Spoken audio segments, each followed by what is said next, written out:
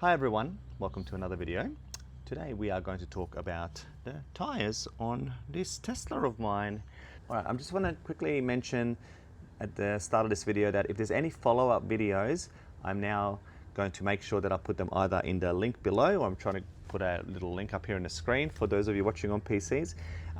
Just so you can, or maybe at the end credits, you'll see a little video just to show that there's been a follow-up video. So I have owned this car for about 2.5 years now, and I love my Tesla Model 3 performance. It is absolutely amazing. I cannot imagine getting another car. I definitely cannot imagine going back to a petrol car, especially for a daily. I love it as my daily. After about 2 years and a bit of driving this car fairly aggressively, the tires were at the end of their life.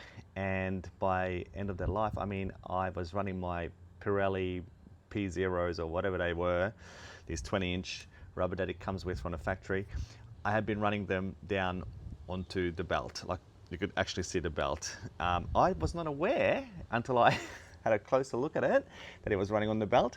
One day, one of them kind of just disintegrated enough to deflate, and that was the day where I had to decide on what tires to replace the Pirellis with.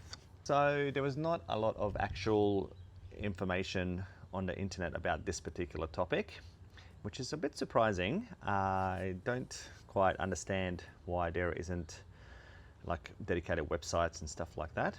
But anyway, so about a year ago, one of my Pirellis got a little bubble in the sidewall, and I had to replace that tire, and that cost about $620 Australian. I was not prepared to spend $2,400 on another set of tires for a daily.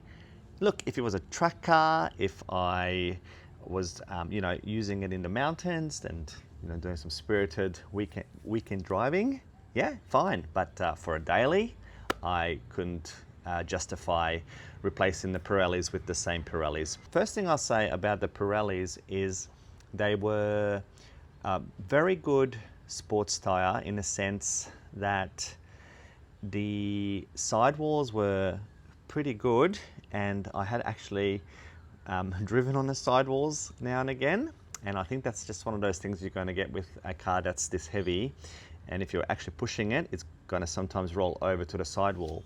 Because the Pirellis were stretched onto the rim, it was kind of very easy for it to roll onto the sidewall if you're doing some hard cornering.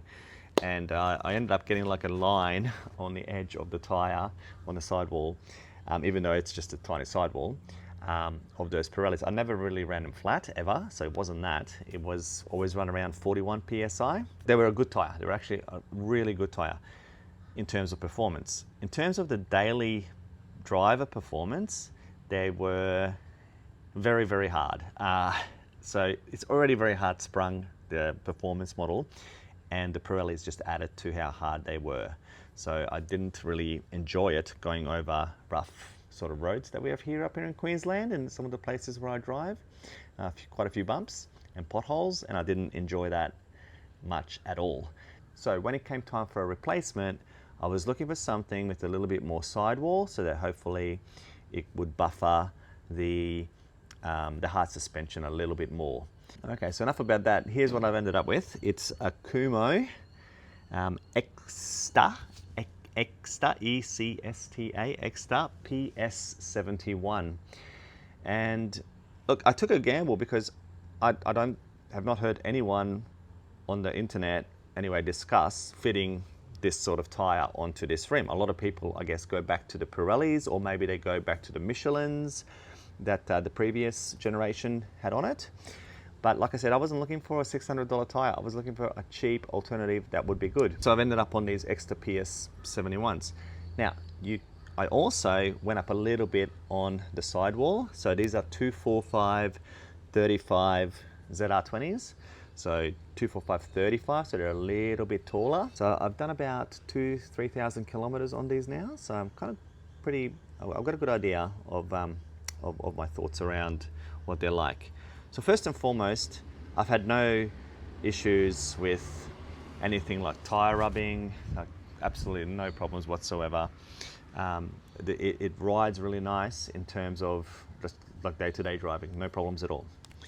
That even finding that information was hard. I was like, are they gonna bust because this is a heavy car and this tire is not specifically made for an EV? So are they just gonna blow up or something? But nah, that's always just silly thoughts. These are fine. So let's talk about what it's like to drive on them. And it is a very different experience to the Pirellis. In a nutshell, when you are just driving straight in a straight line, on a highway, on the back, on any roads, whatever, they are perfectly fine. Because of that increased wall height, and I am going to say, I hope I'm correct, but please correct me if I'm wrong, but the sidewalls are a bit softer. It is actually noticeably softer on the ride. It's not super soft like the Toyota Camry, the 2020 Toyota Camry that we have. Nothing compared to that, but it is much softer than with the Pirellis. So the next thing is they are a tiny bit louder, especially when they were new. So taking off, there was quite a interesting, like a high-pitched and drony kind of sound emanating just on takeoff. To, again, a slightly more aggressive takeoff. And it didn't even have to be really aggressive, but yeah, there was a definitely sound. And that sound has somewhat subdued, and I do not notice it really anymore. Sometimes I actually like the sound because, as you know, EVs, they don't really make a lot of sound. So that little sound coming in, being like an interesting, I guess, addition to driving a Tesla, having that sound of the tires. Ooh, someone's revving their Harley. One more, come on. I don't know if you can hear that. Anyway, there we go. I'm pretty sure that's the Harley down the road. That sound just adds another little dimension to, you know, the performance. But like I said, it's hardly ever notice. I hardly ever notice it. So the main difference in this tire is when you're taking corners. So when you're taking a corner and you load up the tire, the outside tire, it feels a lot more mushy. Definitely softer. You can feel the tire sort of compressing on the sidewall. It has not rolled onto the sidewall, but that could be because I'm not driving it as hard. So it kind of takes away a little bit of the confidence in really pushing the corner.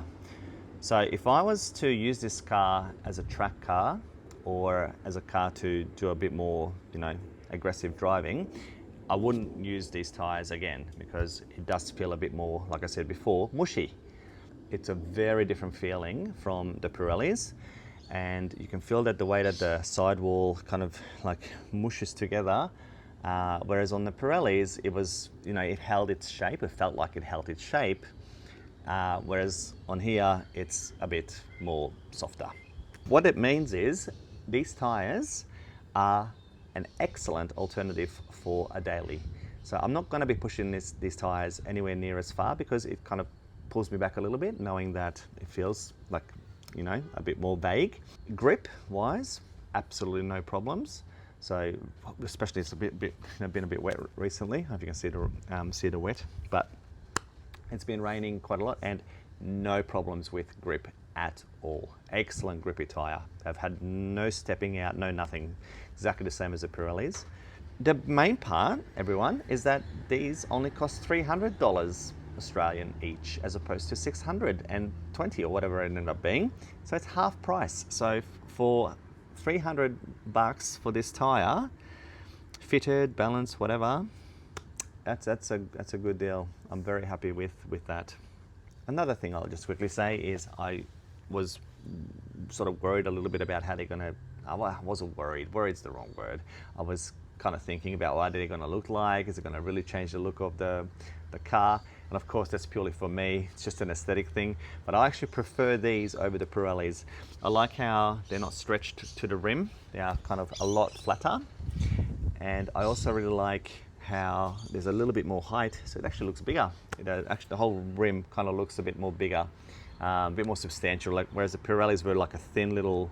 It looked like a thin little line. These sidewalls are it's a lot thicker. Not quite the same as a normal passenger car, but still a little bit better.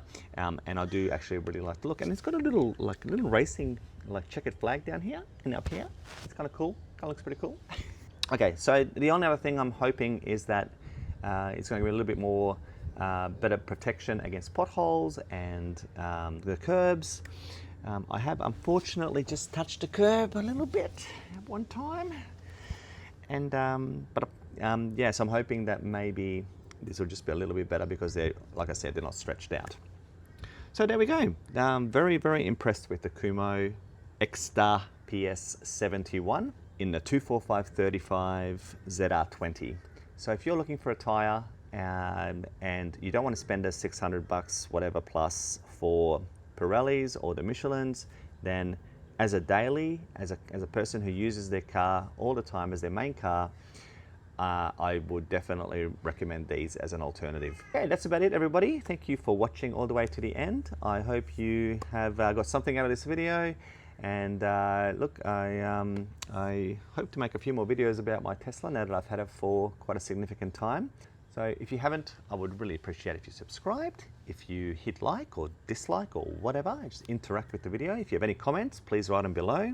Have you got a tyre that you would recommend for other users of the Tesla Model 3 Performance? Then please feel free to write them below. And yeah, look, thank you very much, and I'll see you in the next video. Bye.